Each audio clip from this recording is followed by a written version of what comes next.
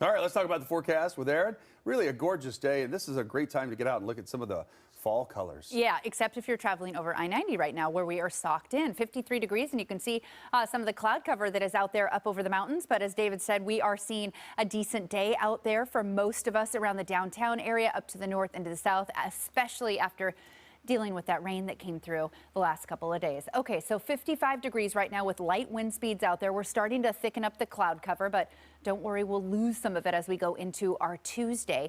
Temperatures west of the Cascades, that fine line where we're seeing temperatures in the mid to upper 50s. We're hanging at 40 with cloud cover pretty low out over I-90 right at Snoqualmie Summit, and then you travel further east and south into the north, you're seeing some 60s and 70-degree weather. So really pretty conditions. Today is peak day for fall foliage, so check out some of the leaves, go on a walk. The Arboretum is really pretty at this time. In fact, everywhere is through the University of Washington and through some of our spectacular neighborhoods. The satellite and Doppler radar, just had to hang on this for a minute to show you it's all quiet. We're not seeing much of any activity, a little bit of cloud cover out there for sure, but boy, the rain has stopped for just at least a brief moment. So we're doing okay in the rain gauge. Normal for the month is 3.91, so almost just under 4 inches.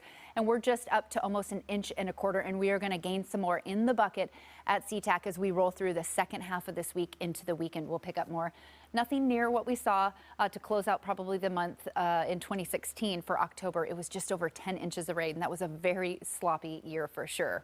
Our winds have died down 3 to 7 miles an hour, just depending on where you're at in your community. We're seeing them out of the east for Friday Harbor at 5 miles an hour and out of the northwest or northeast for Bellingham in western Whatcom County. Dry conditions will continue into the overnight hours. This is a picture we'll enjoy for the next 24 hours or so, and then it does change up.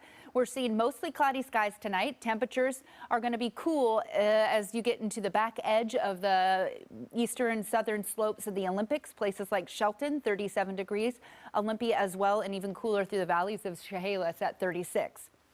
43 degrees for the metro area as well as Snohomish County, and through the strait for Port Angeles, we will see about 43 degrees as well. So cooler temperatures. It's going to feel crisp and cool when you get out tomorrow morning and get going, but just grab that light jacket because temperatures are going to bounce up into the mid 60s. We're going to be dry and warmer, and then we're going to be wet and breezy. And most of the major activity that we're watching out here in this deep Pacific is going to start to enforce its way as it comes in on late Tuesday into Wednesday. It's going to hit up towards British Columbia more so than us. Inland, I think, will just be a little breezy at times. But here's that timetable. Wednesday at 5 a.m. we start to see some of that rain spread inland, and you can see it's heavier at times because of the dark colors of green and yellows, and up in the Cascades we'll get some really good downpours. So that's what we're going to expect as we get into our Wednesday and as we get into the second half of the week. So a high of 62 tomorrow, 58 on Wednesday with that stormy condition coming our way. We get a little bit of a break on Thursday where we bounce temperatures up to the mid 60s, then late showers, and then we just go in this off and on scattered showers and sun breaks with temperatures dropping into the mid 50s as we close out into the weekend and start this time next week.